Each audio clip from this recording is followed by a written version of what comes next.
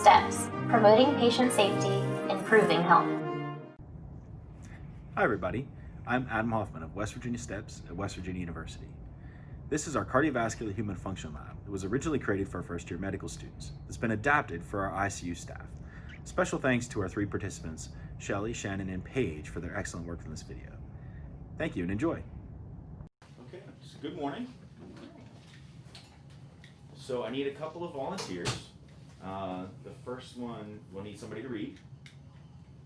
And then just be reading that handout. Somebody to write, because we're going to write some things on the board. And somebody to push buttons on the monitor / bed here. I'll read. I'll monitor. Okay. If you're ready. Okay. All right. So, Paige, you're gonna read? Yep. All right. Take it away from the top. All right.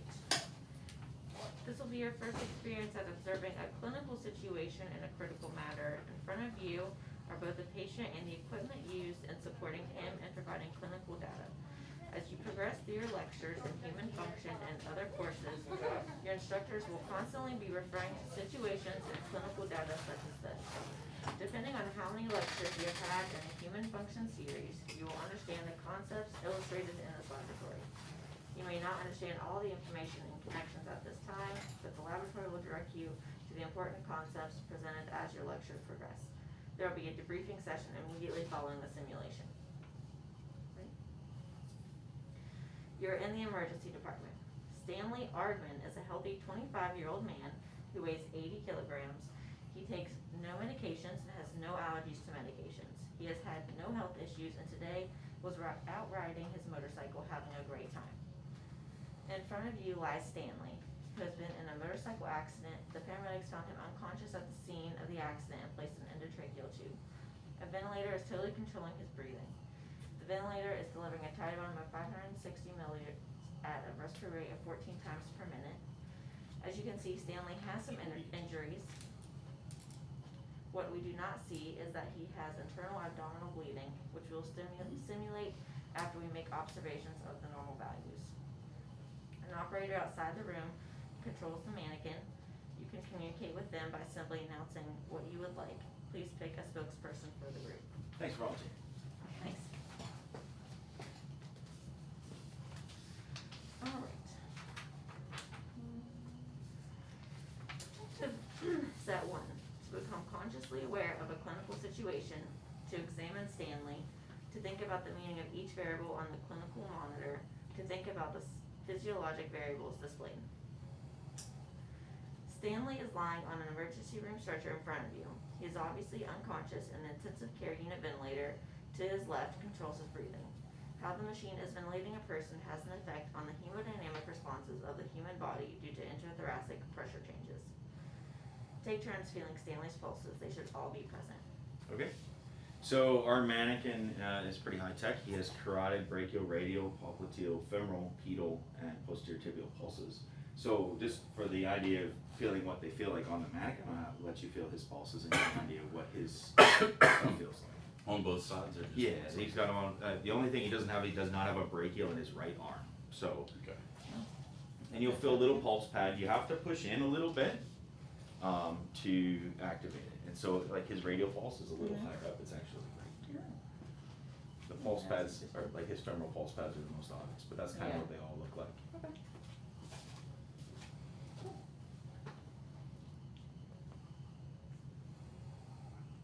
Sorry, buddy.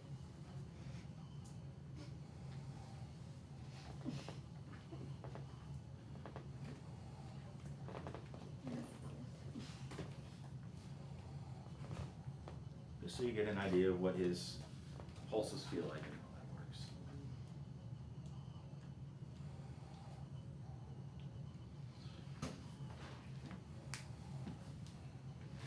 Next, we're going to listen to Stanley's lung sounds. Does anybody have a stethoscope? Not for anyone. There's one over here. And this is really, again, I understand that you know how to listen to lung sounds, but this was really just so that you get an idea of what the mannequin sounds like. This does have some artificial noise.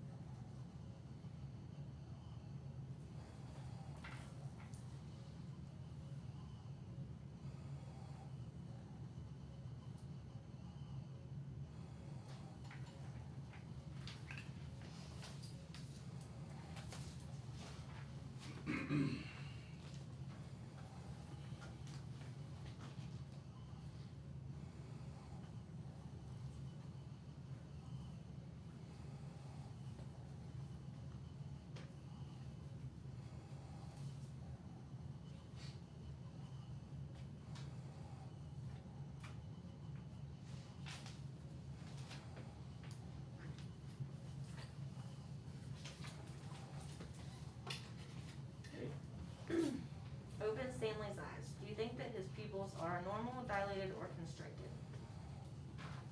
So there's an otoscope on the wall there behind the crash cart. You're welcome to open his eyes and examine his pupils. Yep, you can use that. Either one? Use the otoscope for that, the light's brighter. What's that? If you're looking at his pupils, use the otoscope. Yeah, that one. This one? Yep, Okay. the light's brighter in that one. Alright.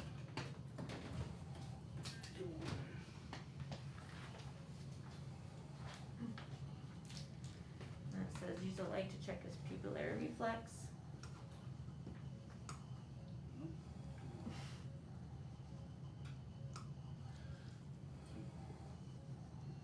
Yeah. So,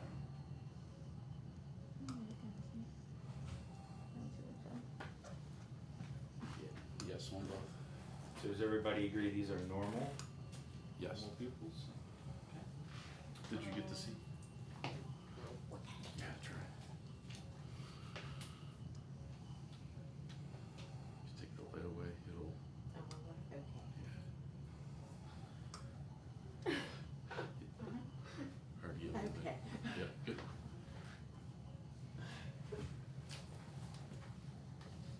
Does anybody know the state of the pupils in the following? Narcotic overdose,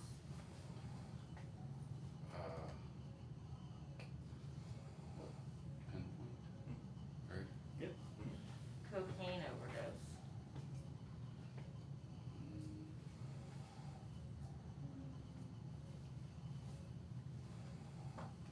Dilated? Yeah. Yeah, really dilated, like almost no color, right? So cocaine overdose is gonna be huge. and brain death. I would say dilated as well. Yeah, slightly dilated, not like a coke overdose. Yeah. Slightly dilated and fixed, right? That's the big one for brain death. A computer with advanced physiologic models controls Stanley. The monitor screen shows important clinical information for Stanley's situation. Discuss with each other what each piece of data tells you. So let's walk through just the waveforms on the monitor here. What's the green waveform? Heart rate. KG, right? Okay. And obviously we're seeing just a normal sinus rhythm here, regular right about 70, 68, 70. What about the red waveform? Arterial blood pressure. Okay, and how do we get an arterial blood pressure? Place a line and continually monitor. Yeah, so we usually, like a radial arterial line, right? And how does the monitor convert that to a waveform? There is, shoot, I can't remember, transducer, right? Yeah, the transducer, perfect. Sorry, I can't see it. So how does that work? How does a transducer work? So there's a couple of pieces that are pretty critical to understanding arterial pressure. So you have a transducer, and then in that line you have a pressure bag that you inflate to about 300 millimeters of mercury, right? Something well above the patient's blood pressure. And then that fills the line with that pressure, and then you zero the monitor, you place the transducer, right? And after you fill the line with pressurized fluid, hook it up to the patient, you place the transducer, where does it go? After you hook it up to the monitor. Yeah, so like you're hooking everything up and you've got to place the transducer in a specific place, right? Have you seen or heard that before? I mean, for different types, I guess, You but mean like level? like Yeah, it's gotta the be level, right? You with see that, the big level, yeah. right? Where does it have to be level to? the, like, midline of, or is that more So for ICP, we would do, midline? right, and so Yeah. what about for arc pressure or CBP is the same thing? Level with the heart? Yeah, so it's called the phlebistatic axis. It's roughly the right atrium, but it's about right here, right? Okay. And so we want to make sure the transducer is level. Why do we have to do that? And then once we do that, then we zero the monitor, right? So you would take all of that artifact noise away from the monitor, and the pressure remaining is what the patient's producing. Why is it so important that we do all of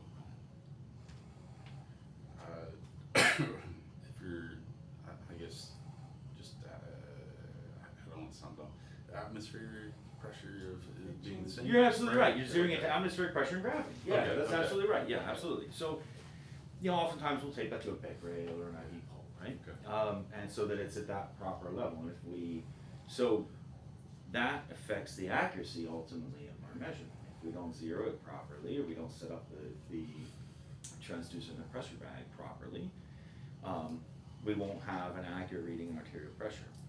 Do you know where the root of that, where that first came from? How we figured out how to measure arterial pressure? Anybody ever? So, the first time that was ever done was actually with a glass tube filled with water that they stuck into the carotid artery of a horse. And they literally had a manometer, a glass tube with a graduated cylinder on it, and they inserted it into the artery of a horse, and they literally watched the blood go up and go down, go up, go down, go up, go down, right?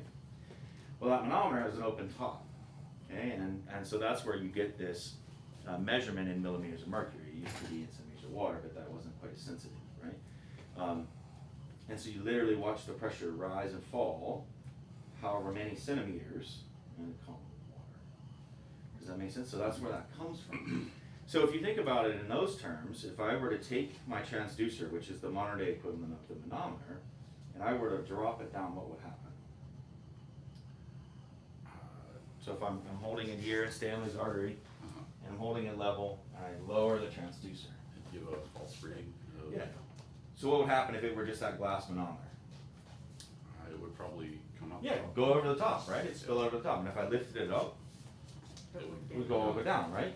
That's the change of gravity's effect on our system, right? So that's why zeroing that transducer is so important, and then placing it in the proper spot is so important. So if I had that transducer on the bed rail and lowered the bed rail, what's the pressure going to do? It's going to look like it's going up. Yeah, it's going to be all artificially high, right? Same thing's true if I have it on the bed rail and Stanley's sitting up and I lay Stanley down, the transducer is now higher than the patient. It's going to be artificially low, right? So that goes back to the accuracy of our monitoring system. So that's really important to understand when we talk about these invasive waveforms, how we derive those numbers. They're not always necessarily more accurate, right? It all depends on our monitoring system. What's one other way we know the accuracy of arterial pressure? Just blood pressure cuff. So you can compare it off of your non-invasive, right? So theoretically, unless our system is perfect, your non-invasive should actually be more accurate as a raw number. But the arterial pressure allows us to trend it, and is a little more accurate in a trend, so long as everything in our monitoring system is placed properly. Have you all been taught about the dichrotic notch in an arterial waveform, the little humpty bit in the middle? It's been a while. Yeah. So does anybody know what creates the dichrotic notch? So you get a pressure spike, and then a bump, and then another waveform down. What creates that dichrotic notch?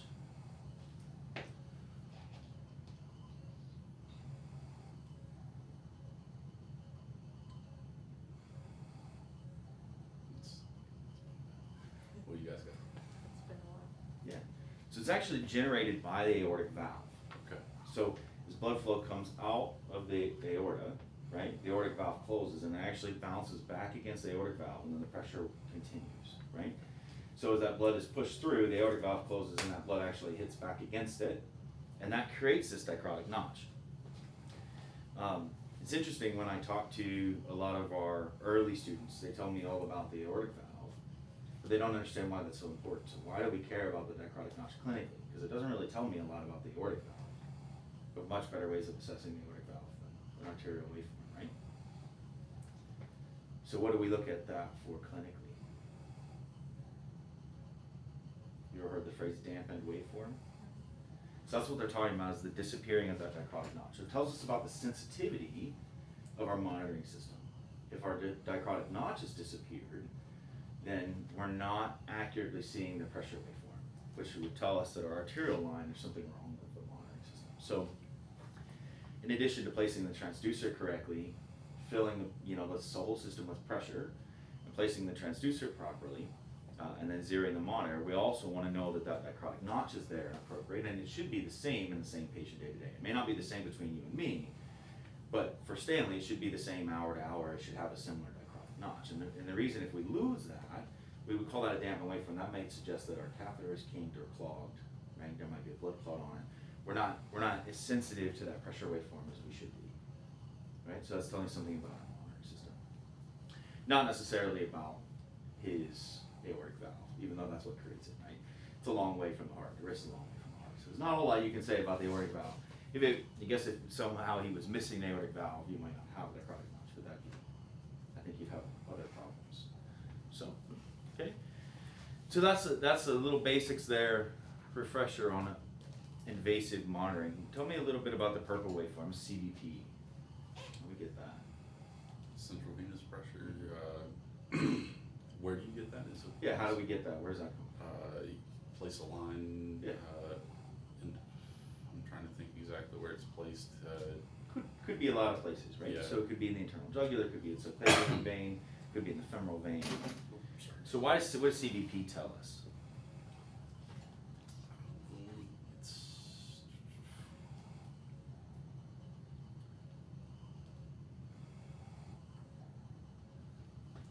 we're dying on the side, guys. No, not at all. This is something that we often, what do we use it for clinically? What, their CVP is low, what is that telling you? Perfusion pressure. Yeah, so what it actually is the venous pressure in the IVC, ideally, as close to the right atria as we can get it, would be the most accurate, right? And we're using that as a right filling pressure, and we also use it to stand in for volume status. So clinically speaking, we would use that to tell us a little bit about volume. Okay. So if his volume is low, CVP should be low. I got you. But that's what we're using is a stand-in. Does it work that way? Yeah, pretty much, but there are some outlying cases there. So let's talk about the pleth, O2 stats. That bothers me. Why is it not a statistic? Whereas RBI is not appropriate this year, or not having a good season? What is O2 saturation? Just the saturation of oxygen in the blood. Oxygen what? I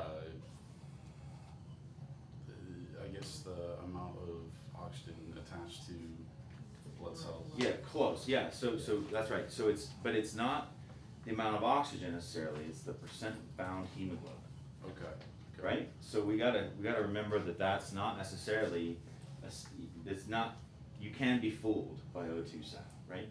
It's not PO2. It's not measuring the partial pressure of oxygen. It's only measuring the percent bound hemoglobin. Why do I bring that up? Why is that important? Things like carbon monoxide. So there are other things that can bind to hemoglobin. Yeah, alternate species of hemoglobin. Carboxyhemoglobinemia is probably the most common one we think of because their SATs will be 100%, their PO2 is 40, right? But methemoglobinemia is another one. There are several species of hemoglobin that we can talk about that will alter your saturation and make it not what we think, right? Make it not the same as PO2. Honestly, this is probably, in my humble opinion, probably the least valuable thing on our monitor, but it seems to be the thing we anchor to a lot. It's either normal or it doesn't work right. It has been my experience, right? Look at a patient's SATs on the monitor and it's 60 and that person's talking to me and I'm like, nah, it's not 60. It's like, so all kinds of things affect O2 saturation, and I think it's one of those things we try to anchor to and feel like it's really important, but honestly I don't think that it is that important at the end of the day. Sure, if it's normal, that gives us a lot of good information, right? If it tells me his O2 saturation is 90%, I believe that. But then I could probably look at it and tell you it's probably fine, right? All right, so we talked about non-invasive blood pressure a little bit already in relation to arterial blood pressure.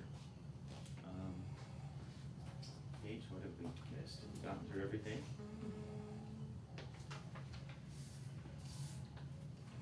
Below are the variables that you're interested in today. You may not understand all this data now, but as your education develops, you will better understand these variables and be capable of using this data in order to care for patients. Essentially just what we went over. I'll read that stuff. In a clinical situation, we frequently do not have easy access to some variables and must infer the values. For this lab, the monitor displays cardiac output, which would normally not be readily available. Cardiac output is not commonly measured continuously at the bedside. When a measurement of cardiac output is desired, we use a catheter with a thermistor in the pulmonary artery and inject ice-cold fluid in the atrium. The cardiac output is calculated based on the temperature change seen as the cold solution flows by the thermistor in the pulmonary artery. Ultrasound imagery can also be used to estimate cardiac output. Can you explain how this might work? So let's talk about that for just a minute, Shannon. This is your big moment here.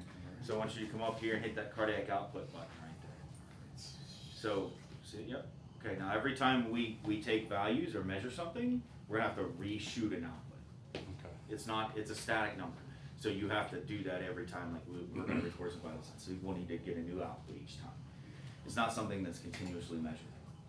So there are a couple ways for us to measure cardiac output, and what we're demonstrating here is with a swan catheter, right? So the catheter is inserted typically in the IJ, and it goes down the SVC, through the right atria, and out into the pulmonary artery. And in the proximal port, and the CVP port, if you will shoot ice cold fluid, and then there's a thermistor, or a temperature probe, on the very distal end of that catheter. And as we shoot that cold fluid in, it measures the dilution of that cold fluid, and that will give us a cardiac output, because it's measuring how much that fluid's going through the heart. All right, so if you've ever heard the term shooting an output, that's what they're talking about. Quite literally dumping ice cold fluid into somebody's heart, which can't feel good. Luckily, these patients are generally sedated and intubated, and they're super sick. There's a problem with swans, though, is that they're really invasive, they're really expensive, right? They're pretty specialized. Have you guys seen swans use swans? Probably pretty rarely, yeah. We use them a lot more in adult patients. They've kind of come back. I think we're in like the 4th iteration of this in my career. They go into favor, come out of favor, go into favor, come out of favor. They're back in favor now. So seeing them a good bit in the CVICU, even in NICU now, and it's probably it's one of the more accurate ways to measure cardiac output. And you can tell a lot about pulmonary hypertension, because you can measure the pressure in the pulmonary artery, and you can inflate a balloon and occlude the pulmonary artery and get what's called wedge pressure, which tells you a lot about preload and afterload, and it's a really accurate way to measure cardiac output. But there's some downsides to it. It's really invasive, and it's technically challenging, right? There's a lot that's happening with that. You got a catheter literally running through somebody's heart, so there's a lot going on here, right? So, some other ways that we can measure cardiac output, maybe some easier ways. There was a way before that I used with a Nico, and it had some kind of loop. I don't know exactly, because I only used it once, but it was through exhalation, and they have an exhalation loop, and somehow there's a calculation. Wow. I don't know. Yeah, It I'm not familiar with that. was I don't know, 5-6 years ago. Wow, that's pretty cool. But I don't know. Yeah. I've not seen that. That's I pretty. don't know how accurate Yeah. it honestly was, but because Yeah, and that's we used it a few times and then didn't. right, and that's the kind of concern. The other one is like the flow track, where there'll be an arterial catheter, and then there's almost looks like a pulse ox probe, and it measures the flow from here to here, and it gives a pretty good cardiac index and cardiac output.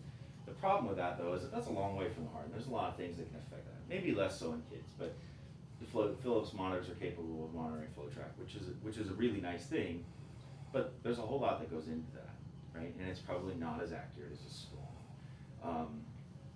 And then let's talk a little bit about ultrasound, right? So you guys seen bedside echo and how we can measure cardiac output pretty easily at the bedside. So I'm gonna bring up some video clips here.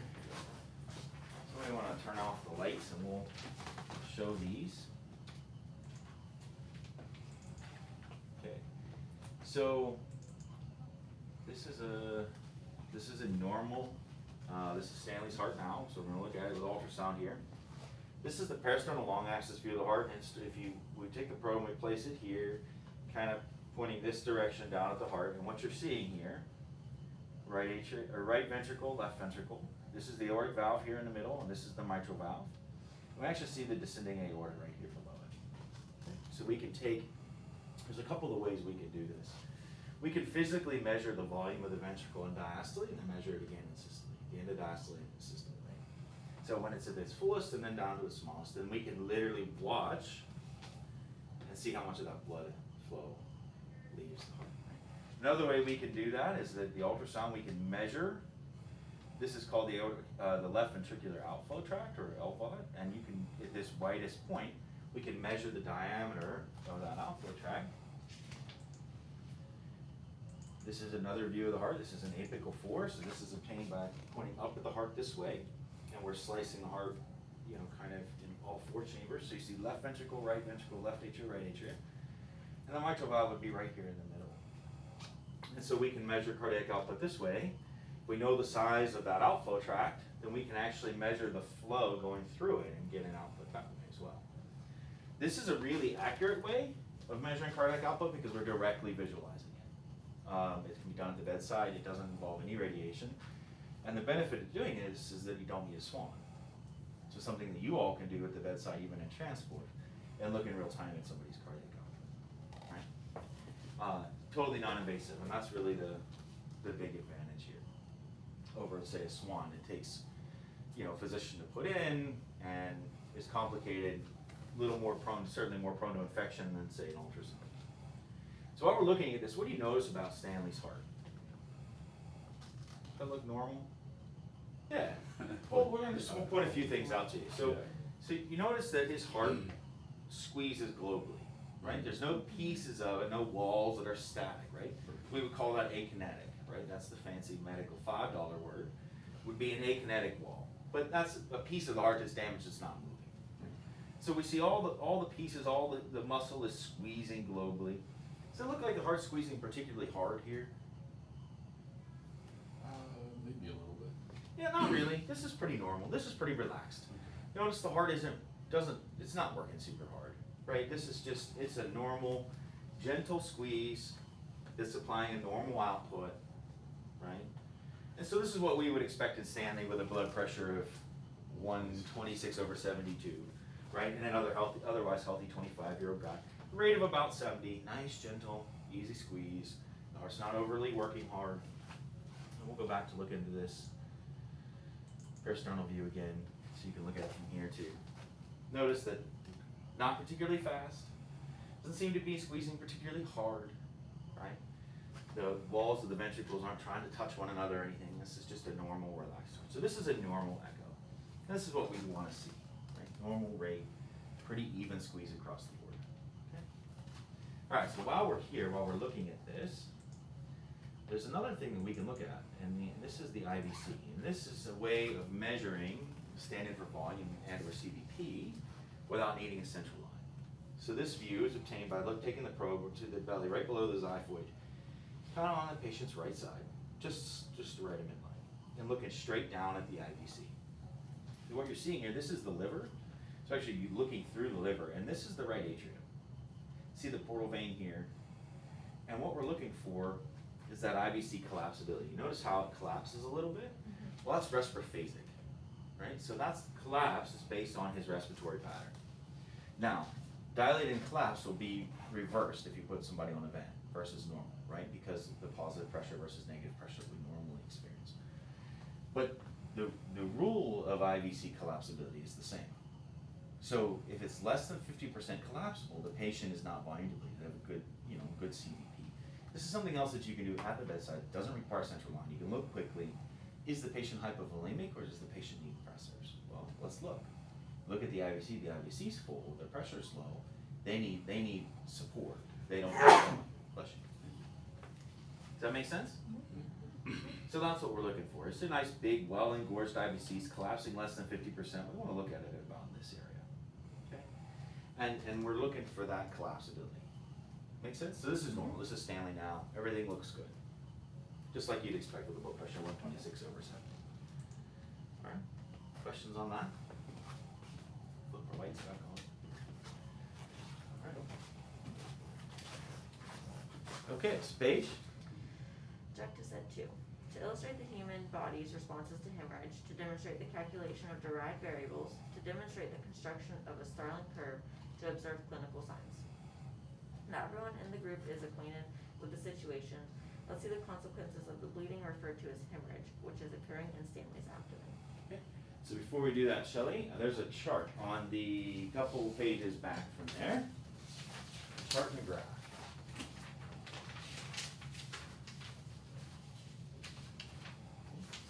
So can we replicate that on the board? And then when we're finished, we'll draw that out. But we'll need all these numbers first. So we need to replicate that, and we need his normal values before we can make him bleed any. Hopefully you guys can read my checking screen. You guys want to read off some values for there, and we'll just start with the normal ones here. Heart rate is 68. Systolic is 123. Diastolic is 69. Sorry, I'm trying to keep up. MAP is 88. CVP is 6. Cardiac output, do we need a new one or just go with Yeah, that's fine. Yeah, we haven't changed anything yet. So, 6? okay. And we'll have to calculate SVR and systemic vascular resistance to stroke on here in a few minutes. Okay. All right. Kate? You're going to investigate the responses of Stanley's cardiovascular system as blood is in 2000. Once you obtain baseline data and report on your worksheet, the facilitator will remove blood from Stanley's cardiovascular system. We'll remove a total of 3,000 milliliters of blood from Stanley as you track his clinical presentation. Fill in the table in your worksheet and discuss the clinical correlation questions during each phase. Remove 500 milliliters of volume, and then after 2 minutes, report the findings of the table. Okay. So we're going to take off 500 first, but before we do, we're going to take off a total of 3 liters. How do you think Stanley's going to fare? Will he survive 3 liters of blood loss? It's a lot, right? I would say probably not. Okay. All right. Well, let's start with 500 now. I said it'll take, after I remove each section of blood, it'll take about 2 minutes for him to kind of level out and where he's next thing. So when we take 500 off, do you think he'll be sick or not sick? Will he be sick yet? Probably not quite. Not quite? Not quite sure. All right, well, here goes 500. We'll see. Maybe we're all on.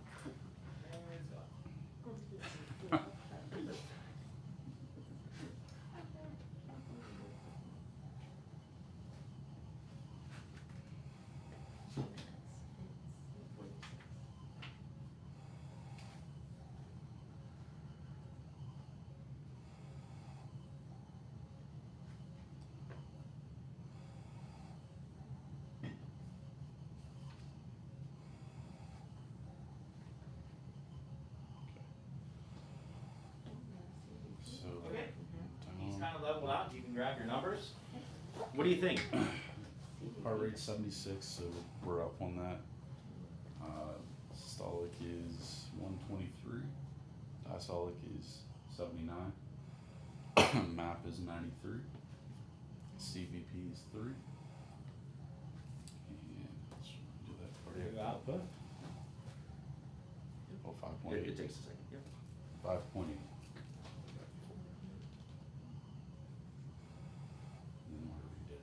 Okay, so what do you think? So, I mean, it's obviously affected things a little bit, but I don't think necessarily that it's, Not sick, right? yeah, not too Just horribly sick. obvious signs Yeah. that he's lost volume. Yeah. So I would say there's really nothing here that's going to glare at me when I walk in a patient's room. So as we look at these vital signs, try to forget the vital signs above and just look at each set as they come out in a vacuum. Decide whether if you walked in a room in a vacuum, you saw those vital signs, if you'd be concerned about them. I'd say no, right? I'm certainly not. Nothing's happening in my mind here that's going to make me like, we got to act quickly and think quickly. And okay, you ready for some more? Sure. What's next? Let's remove an additional 500 and report changes after 2 minutes. So what do you think? Sick or not sick? This will be a whole liter lost. I think we'll take more of a hit than we did Yeah, with 500 same for here. sure. Let's find out. Here goes another 500. Give me this one.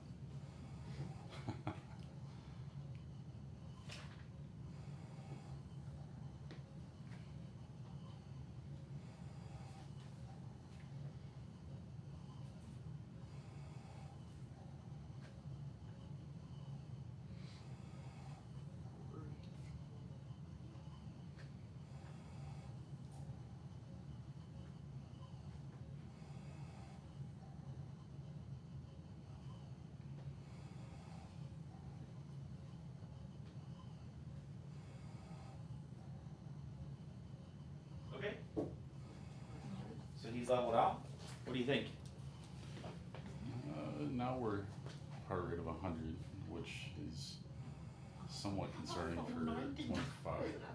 Oh, I'm sorry. It's okay. Yeah, you're 99 is fine. 115.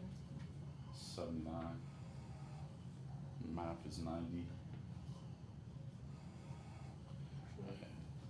CVP is 2. And 5.4. So, what do you think? Sick or not sick? I mean, on the verge of getting there. I mean, the heart rate of 99 for a patient of 25 at rest is starting to get a little up there, yeah. 116 over 80 doesn't make me any kind of concern though, right? I mean, I wouldn't say he's sick yet. Was that more or less than you expected? Little less. Little less. Expecting to get less sick than that? Well, Or more sick than that, I mean? A little more sick Yeah, than that okay. with a liter loss. Later loss. Yeah. So this is not, certainly in these vital signs, when I walked in the patient's room and had those vital signs, I don't know that I'm even looking at those twice, right? Those look pretty good. His heart rate's up a little bit, but what is that with a normal blood pressure typically on a patient like this? Sure. What would that be? What would you Oh, do? normal If you were heart gonna, rate if I for was gonna treat patient the heart is- rate, what do you think you'd do for it at this point, for Stanley? If you didn't know he was bleeding, obviously. I mean, I check his tank refill, do that stuff. I mean, a heart rate of 100 with a good blood pressure, to me, anybody who's intubated, leads towards sedation and pain management problems, okay. right? I walk in, his pressure's 116 over 80, Yeah. his heart rate's 100, maybe he needs a little more fentanyl. Probably just Just gonna give, waking up a I'm little just gonna give him some sedation, I'm not gonna fix anything, right? I'm gonna walk in and give him some fentanyl or some Versed, and Right. it's okay, buddy, we'll keep you asleep, we don't need you to be waking up, right? Alright, what's next? I build the table with data, think about how Stanley's body is responding to this bleeding, list the major changes on the whiteboard, what could be causing these changes? Any changes that we see, really? Just like I said, the heart rate, Heart rate's up a bit. I mean, CVP is the only real other thing that Yeah, changed. CVP is the only thing that's really changed for us, right? Mhm. Okay, so what are we doing next? Remove 1,000 milliliters this time. Okay, so we're gonna take a whole liter off. Mhm. What do you think's gonna happen with this? Sick or not sick? I'm definitely gonna say sick. Definitely sick. So this will be two liters total. Yeah, Okay, alright. and 1 liter at once this time. Yep, alright, so we're gonna take a whole liter this time. And it's gone.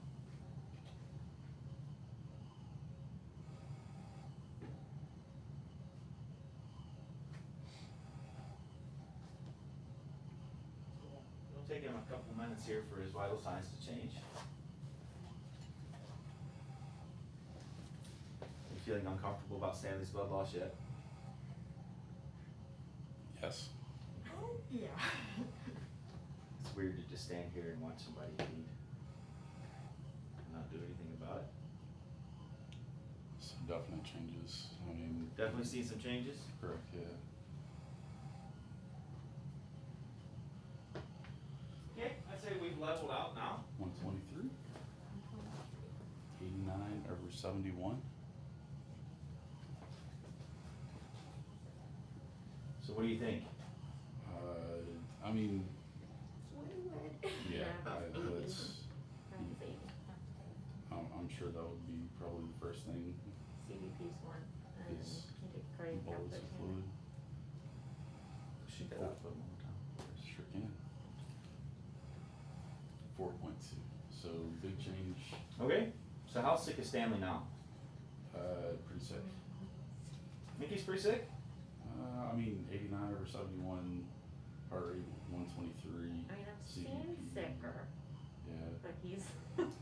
So you all work in an ICU, right? Right. Or with ICU patients. What's your typical MAP goal? Let's say Stanley's not 21, let's say 25, let's say he's 17 and he's in PICU. What would be your MAP goal for somebody like that? If we were gonna hang pressers or do something, what would you want his MAP to be? In order to hang pressers? Yeah, like if we, so let's say we're going to start resuscitating Stanley, we're gonna be aggressive about treating him. And we don't know that this is hemorrhage, right? We just know that his blood pressure's starting to fall. Where would you want his MAP to be? You know what a typical MAP goal is? That's usually what we gauge our resuscitation on, right, is MAP. So typical in our adult ICUs is what? Was it? 60. Yeah, 65, right? What's 15 points above that?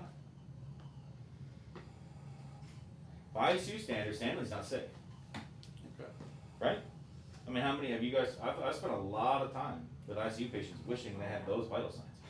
Right. Truly, right? Yeah. I mean, we see really sick people, that's the nature of the business, so a MAP of 80, I'm feeling okay. I'm not saying we're doing nothing, but I'm feeling okay. I'm not, and by ICU standards, I'm not thinking this is anybody who's on the verge of something, right? A lot of patients with heart rates in the 160s, 50 over 30, and just, you know, all kinds of crazy. So by comparison, if I walked into these vital signs, yeah, maybe give him a little fluid. You know, his heart rate's up. He's probably in pain. Give him some more fentanyl. Okay. Okay. Tell me I'm wrong. That's exactly what's going to happen, right? Right. Okay. I mean, judging off your CVP, you wouldn't be, I mean, Yeah. one is not super concerning either. Yeah, well, one's pretty low, right? One's pretty low, but how often do we measure CVP continuously? Yeah. Right. So we may or may not have that CVP to guide us towards that he's volume depleted. All right. What's next? As you conduct the exercise, feel Stanley's radial, pedal, femoral, and carotid pulses.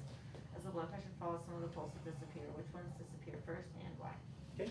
So we're going to take an additional liter off. Do you think Stanley survived an additional liter off of what he's had so far? This will be 3 total. He surprised me with two. He's doing pretty well for Yeah. 2 liters lost, Yeah. isn't he? Okay. All right, so everybody grab a pulse point there and let me know when you have it. Find a radial. Just make sure somebody's got a, you know, some peripheral pulses, somebody's got some central pulses. Make sure you find a radial, a pedal. I got this one. Definitely want a radial, a pedal, and a femoral. Okay. Jen, can you grab both? Can you grab a pedal there? Yep. You're probably tall enough to feel one. Yep. Okay, you guys ready? We're gonna take another liter off. Let me know when your pulses disappear. And it's gone.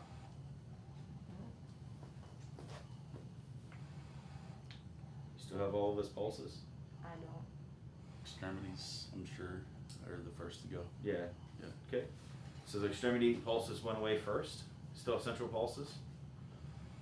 If you push too hard, you will occlude them. Okay. So be light on the touch on the carotid and femoral pulses. It's not too pretty behind you. Okay. I got a little bit of femoral. Yeah, I got a little bit of femoral, but you didn't have anything? No. Okay. Okay. So he's leveled out now. Just gonna record these vital signs. Okay. Hopefully everybody agrees that Stanley is now sick. Very sick, yes. We've crossed the threshold and for sure there's no argument that he is sick. 21 over 31. But don't have the 34. CVP 0. And cardiac output's 1.9. With no saturation signal. So why is this pleth gone? Why? Is the pleth gone? It's probably placed on an extremity of some sort, so there's no blood flow. Why is there no blood flow? I imagine just, One's going to his organs. Yeah, usually perfect, right, vital organs. So he's shunting blood away from his extremities, right, to his vital organs. We're gonna talk about that here a little bit more in a minute. Okay, so we get all of that. Wait, what's next? Just move the other one there. Does pulse oximeter measuring Stanley's pulse and the oxygen of his blood as his blood pressure falls and eventually stops working? Why? As Stanley develops hemorrhagic shock, what do you think his skin would begin to look like? Our mannequin cannot simulate this. Yeah, so our mannequin's rubber skin doesn't do a great job of looking cruddy like a patient would, right? Cyanotic and, yeah. Very pale, I would assume, yes. Probably pretty diaphoretic too, if he could still be diaphoretic at this point. Okay. Review the normal ultrasound videos you saw before, observe the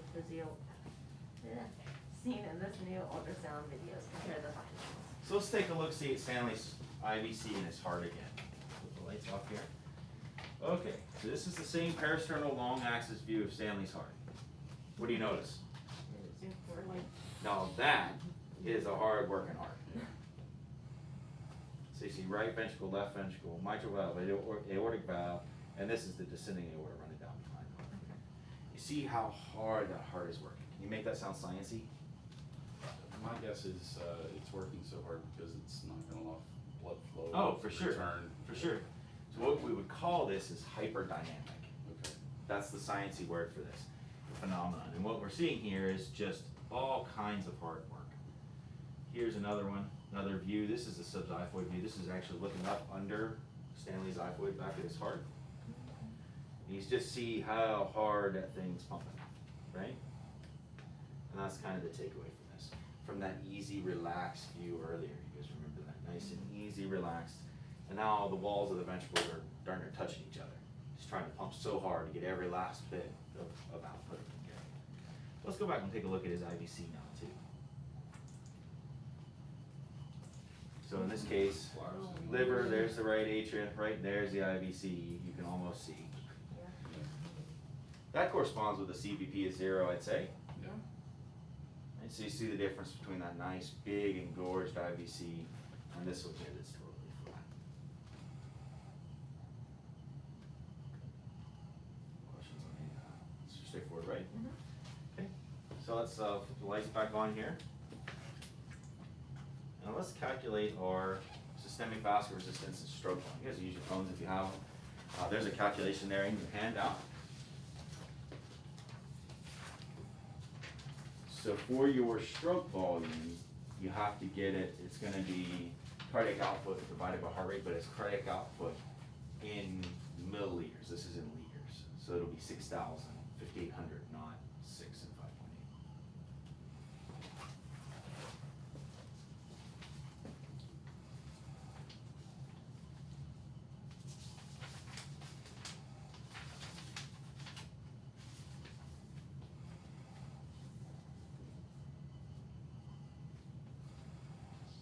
Before you guys go, let me run it, what rate did Franklin get?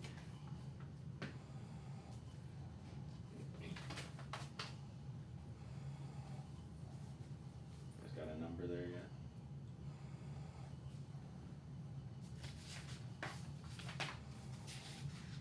Where did you find the calculation? It's in your handout there. You keep going forward on a couple pages. Calculation, it's page 7 of Page it. 7, okay.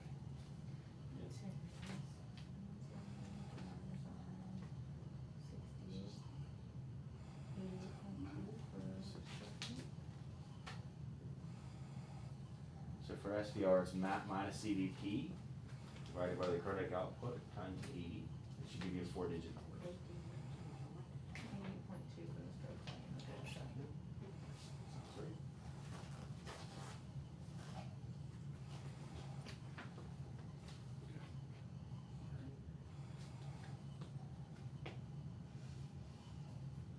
Gotta throw a little math in there somewhere. Yeah. And the next one down is 76.3 for the stroke volume. Yeah, I just did them all.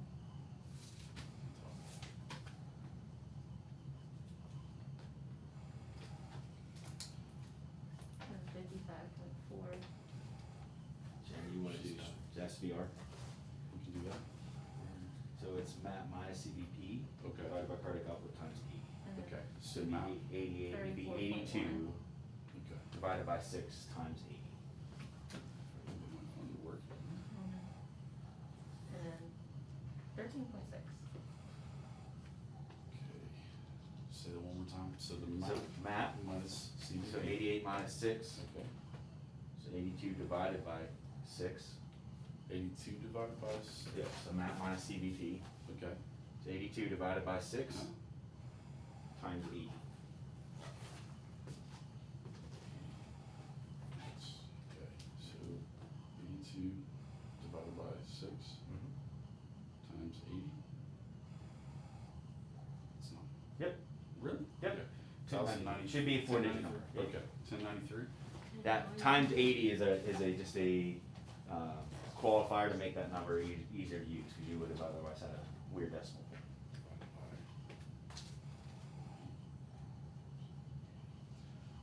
1241 for the next one.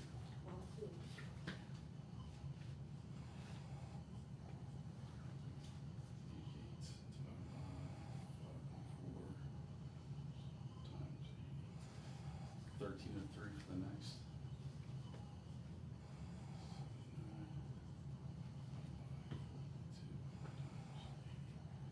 1504 for the next.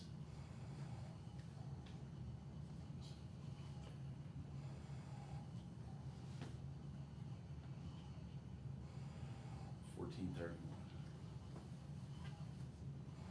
Really? That's what I came up with? Well, maybe not. That's what I got. It might be right. No, that might be right. Okay, okay. It's weird that it went down again. It Okay. should have stayed going up. That's okay. Okay. Thanks. That's I was like, oh yeah. All right, Shelly, can you see that graph on there? Can you replicate that graph up here for us? We just need a best fit line. You don't have to be super accurate. Just and plot those out, and you'll see stroke volume and see. Okay.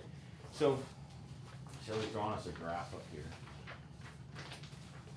Let's talk a little bit about his SVR. So what is SVR? Have you ever heard of that, or might have heard of it as total peripheral resistance TTR? You ever heard of that concept before? So that's our measurement of what? You've heard of that before? Yeah, it's just no. Oh, so it's our measurement of his clamp down, his squeeze, right? So that that vascular resistance is his squeeze down. You guys said he was shunting blood away from his extremities to his core. That's our ability to measure that. So that first one at 1093 is normal, and you see how it's rapidly rising there. I'm not sure how our calculation got a little messed up here, but it should be, and actually 1431 and 1504 are pretty close, but it should continue to rise all the way through, right? And you see that increased squeeze, if you will. You don't have to draw the line. Just the best guess of where that first, where those dots should go. You don't have to be. We don't have to be super scientific. Right, well, everybody.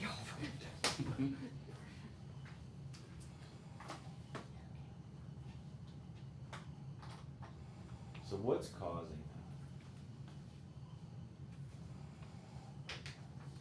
The increased SVR, the lack of volume and him having to squeeze harder with no volume. Sure. So what's the body doing to cause that? I'm talking when you guys Clamping think down. on that.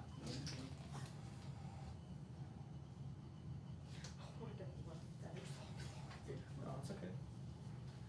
So, what do you mean by the body clamping down? Like how we looked at the IVT, Okay? just creating more So resistance. how's the body do that? Volume. How's the body clamped down? Mhm. It stops sending blood flow to the extremities to try to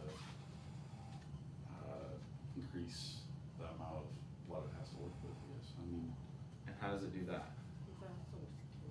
constrict. Okay. And what's the mechanism that causes that? Have to dive a little bit deeper.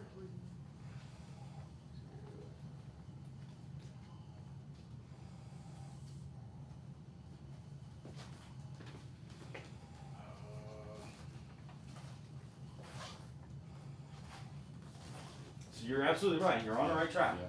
Let's get a little deeper into it. What's causing this? The mechanism that's causing it, you meaning like, So Stanley's baroreceptors have determined that there's a drop in blood pressure, right? the hemorrhage? And he starts to compensate, right? Mhm. That's what you're saying. What you're saying is this is all his compensation. This rise in systemic vascular resistance is his body's compensation, as is his rise in heart rate, right? Right. So what's the body doing? How is it compensating? What's it using? What's the mechanism?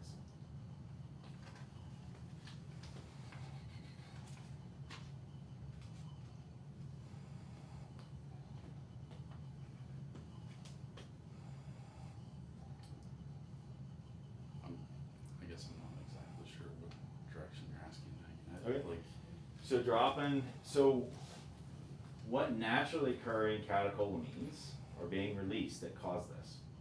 And what's the process for that?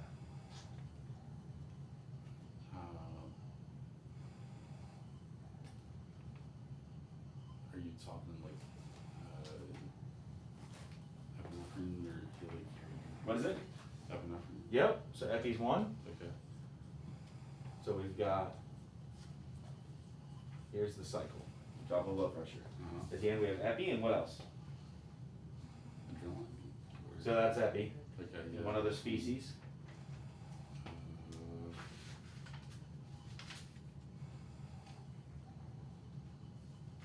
Norepi. Okay, okay. So what releases epi and norepi?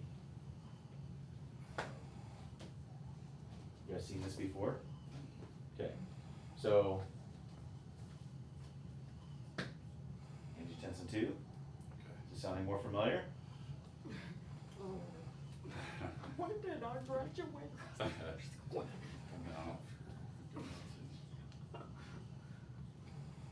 Right?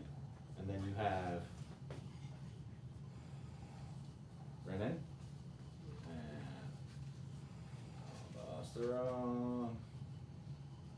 Did I spell that wrong? Okay.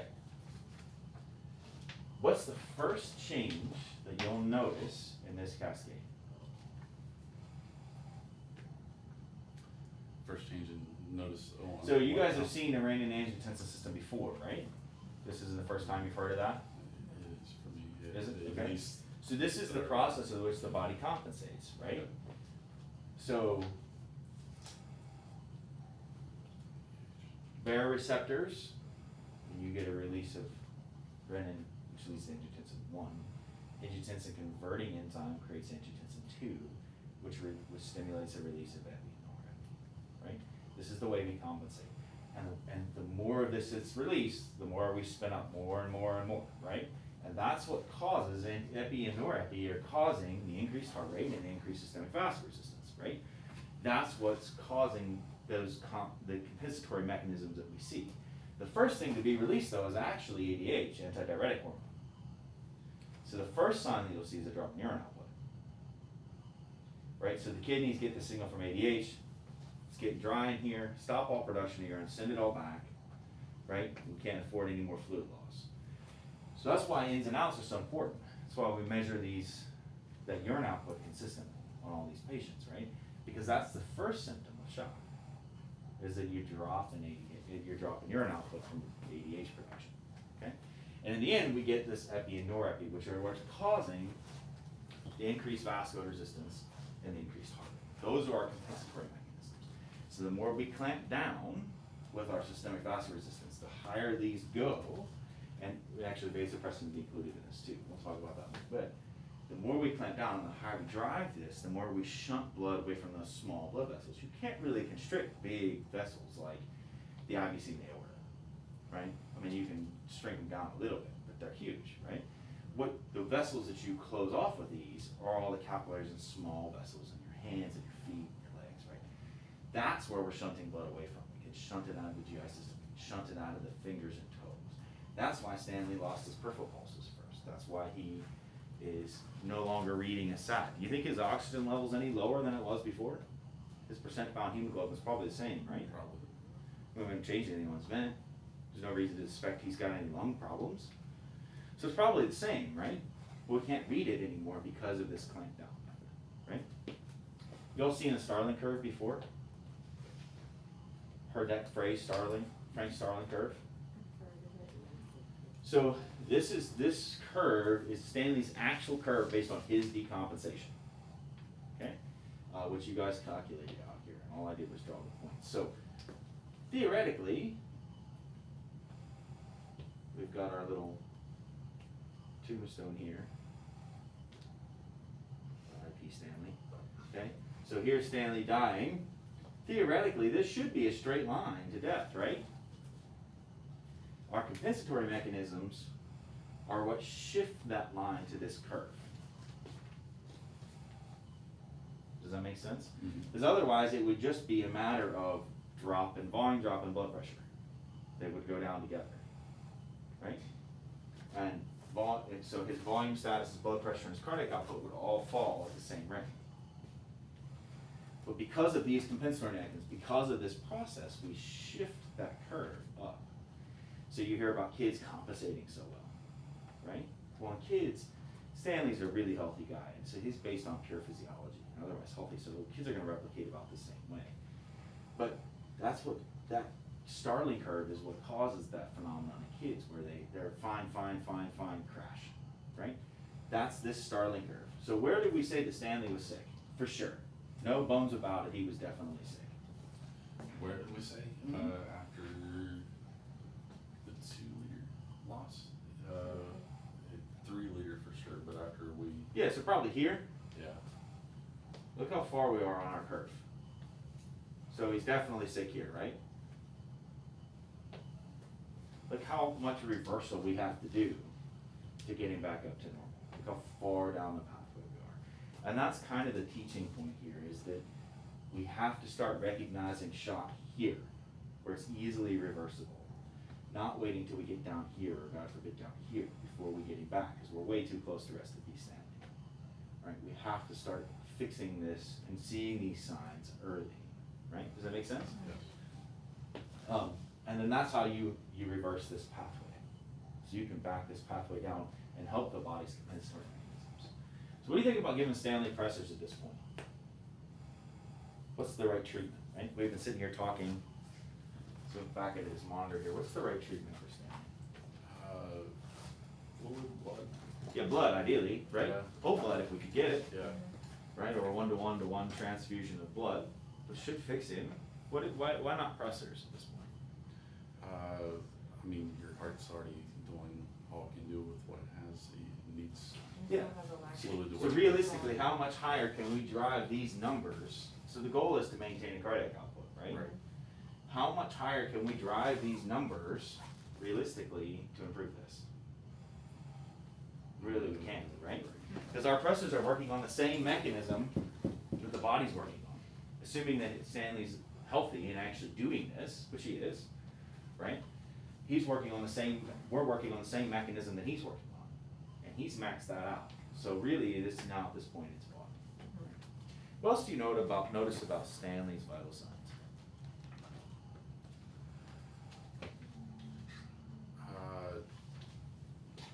I mean, What's going on with his EKG? okay.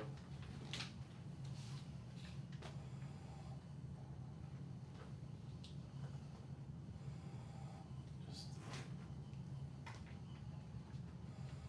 It's a whole lot of ugly there, isn't there? it is. I mean, What is it? Do you know? So we've got a sinus tack with some extra beats, some FLBs, some funny little beats. What's going on with that?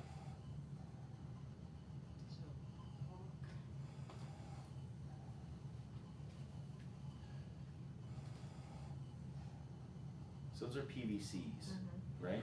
We see some PVCs in there. What's causing that?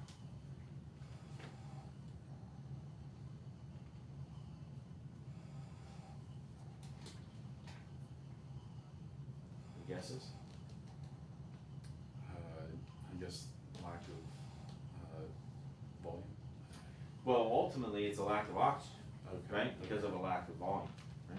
So what you're seeing here are those premature ventricular contractions, or PVCs, and that's the ventricles being angry. They're hypoxic, finally. Those just showed up. They weren't present anywhere else. I don't know if you noticed that. They just showed up, and that's the ventricles being angry about the hypoxia. They're no longer getting fed. So the heart and the brain exist in a bargain, right? The heart says, I'll do what you say, so long as you keep me fed. And if you stop feeding me, I'm gonna start doing my own thing. And that's what's happening. The ventricles are starting to do their own thing because they're not getting fed.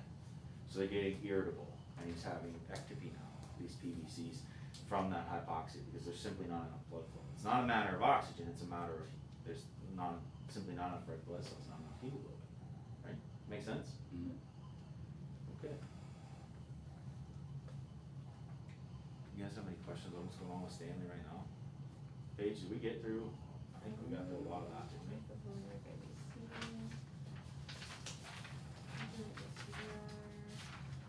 Volume resuscitation, Starling Curve. So what do you want to do? Want to give Stanley some volume back? He's making me uncomfortable. He's been hypertensive a little too long. That'd be great. Let's give him some volume.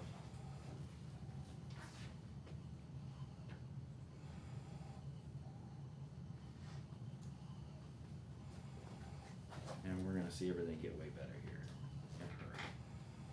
So we get through everything. Only thing we didn't ask, which I mean, what would happen if Stanley stood up? Yeah, I don't think Stanley's That's standing up. obvious. I don't think he's Yeah. standing up at this That's point. why I thought that was funny. I'm not sure we'd be able to sit him up, let alone stand him up. Right. What do you think would have happened if Stanley did not have intact compensatory mechanisms? Yeah. So when we kind of talked about that, right? Without those compensatory mechanisms, or as you get older and they aren't as effective, you start coming back towards this flat line, right? That shift in the Starling curve starts to come back this way as you get older, which is part of the reason we'll see in adults will start pressors a lot earlier with volume at the same time because their compensatory mechanisms is out, right? With kids, the kids get way better, a little bit of volume, kids get way better really quickly because they have an intact system that's working really, really well. Right? As a side note, this is also how ACE inhibitors work. They prevent the conversion of angiotensin 1 to angiotensin 2, which helps lower your blood pressure by preventing the release of these. Now, you get anxious enough or you have enough of a problem, you're going to overwhelm your ACE inhibitors, right? They only block some of that. But that's how they work, is to help reduce the release of So, last but not least, let's talk about pressors here a little bit. I'm going to come over to this one right here. So what pressors are you familiar with? What do you guys see? Epi's a big one, yeah.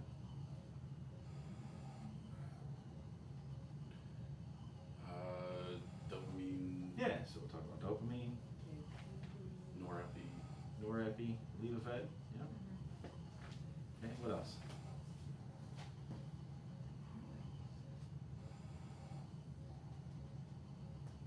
See vasopressin? Vasopressin. How about neosynephrine, phenylharmonic? Okay. Probably less commonly for you all. And another one, dobutamine, C-Dob. Yeah, for just, yeah. And we'll talk a little bit about milrinone. All right, so remember, all of these are playing on that system. What are the receptors in the sympathetic system? What's albuterol work on? You guys are all RTs. Beta what? What is it? One or two? Hmm? I'm trying to regurgitate that. it's been 13 years too. Beta 2. Okay. Okay. What else is up here? There's the alpha and Alpha. beta 1. So we have alpha 1, alpha 2, beta 1, beta 2. We're going to talk about the dopaminergic receptors a little bit. Okay. So tell me, what's beta 2 do?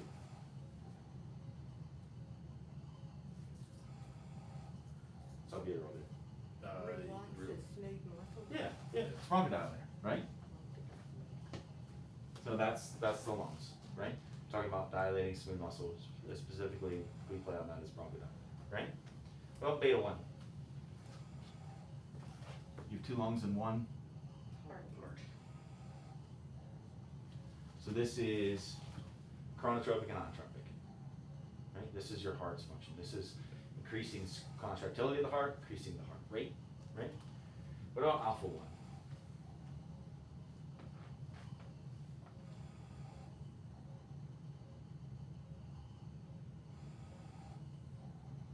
So my compensatory mechanism, I need to increase the heart rate, and I need and do what else? Vasoconstriction. Yep. So this is the vessels. And this, alpha 2 is actually misnomer as a negative alpha 1. Okay? So this is going to be the inverse of this one. So that's a little bit confusing. We're going to talk about alpha 2 just a little bit though. All right. Okay. So what does epi affect? Which one of these does it play on? Heart. So it definitely gets the heart. What else? We'll bronchodilate. I mean, racemic epi for. Yeah. So it'll bronchodilate. So do anything to the vessels? Yeah. Yeah, you betcha. Yeah, you betcha. What about norepi? Any guesses? Vessels. So it definitely gets the vessels. Will increase the heart rate. Yes. Absolutely. Will it bronchodilate? You ever given norepi for asthma? No. Nope. What about vasopressin? What's vasopressin do? Really just selective alpha 1, right? Neosynephrine. You use neo? Have not that. Phenylephrine? Okay. So it's selective alpha 1 and actually can have a side effect of a negative beta. So you can actually slow the heart rate down. What about dopamine? You use dopamine? What will it do? I would say the heart and vessels as well, yeah. Obviously, dopaminergic receptors, that one's kind of a giveaway, right? But dopamine's interesting. Now, there's some contradicting evidence here about how dopamine works. But one of the reasons we still give it, it's kind of a hang around from years gone by, is that there's some evidence that suggests it's dose dependent, right? So, less than 5 to 10, and greater than 10, and that's mics per kilo per minute. So somewhat dopamine, somewhat dose dependent. So you get a little more tachycardia than you will any vascular squeeze at moderate dose. You get a little more vascular squeeze at a higher dose. So that's part of the reason you'll still see dopamine. I'd say this works a little bit cleaner in kids, but there's some evidence that this doesn't really work this way. So, but that's, you'll still see this way. What about dobutamine?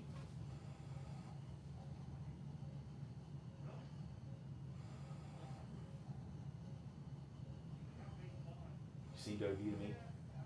This would be a Gus kid kind of thing. Heart. Yep, selective beta 1. So dobutamine is selective beta 1. It's going to increase contractility even more than rate. It's really an inotropic agent. It's going to increase contractility. So this is for heart failure patients. So milrinone is actually somewhat alpha 2 beta 1. So we give milrinone to reduce afterload, increase inotropic effects a little bit, usually with something like dobutamine. So these post-op hearts will give like milrinone to help reduce some of the afterload and increase contractility. Because you don't want the heart working against the high blood pressure on the back end, right, against your heart. So that's why we might even give milrinone. So I want to talk a little bit about vasopressin. Its net effect is alpha 1, but it actually has its own receptor, so it doesn't work this way. But if you think of this as what do I want to do with it, it's going to give you an alpha 1 effect. Okay. So this is why we choose the pressors we choose. Right? So if I had a patient in anaphylactic shock, he's wheezing, he's constricted, he's got no blood pressure, I need alpha, beta 2. What's the best drug? Epi. What if I had a patient in septic shock? I need to both increase contractility of the heart and squeeze down the vasculature. Norepi. Yeah, absolutely. What if I had a patient in spinal shock? And all I need to do is get that there's nothing wrong with their heart. Their heart's beating fine, but their vessels just went because they got no more spinal tone. Yeah, vasopressin and neosynephrine, right? So these would be good drugs for that. Oh, you've got to be careful because you can sometimes get a negative heart rate effect, and those patients often be bradycardic. So you have to be a little careful with that. But the goal here is really vascular squeeze, right? The heart's going to continue to do its thing. What if I had a patient just in pure heart failure? Like dobutamine would be a better patient, right? So if I had somebody in cardiogenic shock, I might hang like dobutamine. They don't have a volume problem. They don't have their vessels are doing what they're supposed to do. But the pumps, there's no pump in the pump. I need to give them some dobutamine to get that pump going again. Does that make sense? Mm-hmm. So as you're talking to this is what they're thinking about in their mind when they think about these pressors. Okay, well, so got anaphylactic shock, so I need to give them something that's going to affect all of these receptors, and that's why you would choose something like that, right? little kind of back to review of biology from years gone by. But we found that we never close the loop. We take all of the basic science stuff, we take anatomy and physiology, we take bio 101 and et cetera, and we learn this stuff, but we never close the loop of what we're doing clinically with it. But we're playing on all of this every day. We just don't think of it that way. Does that help? Yeah. Kind of understand why we're giving the pressures we're giving, how we're playing compensatory mechanisms. Very much, yeah. Yeah, no, this is. Do you all have any questions for me? No, that's Thanks for watching. If you have any questions, my contact slide will be at the end of this video. Steps: promoting patient safety, improving health.